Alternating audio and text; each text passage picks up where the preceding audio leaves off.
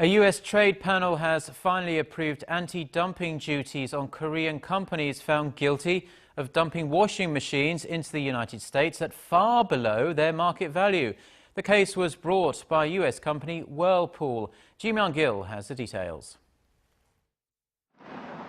The U.S. International Trade Commission has ruled the U.S. washing machine industry was materially injured or at least threatened by imports of residential washers from Korea.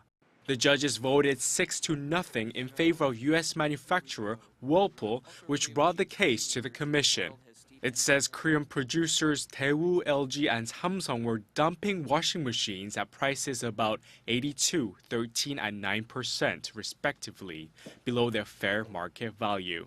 It said a countervailing duty of over 72% for Daewoo, while the two other Korean companies were slapped with much smaller duties of below 2%.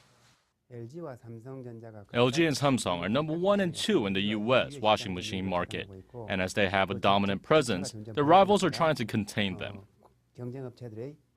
Korea exports around $800 million to $1 billion worth of washers annually to the U.S.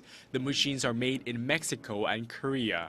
Experts say the ruling is unlikely to deal a serious blow to the price competitiveness of Samsung and LG's products or even reduce their market share in the U.S.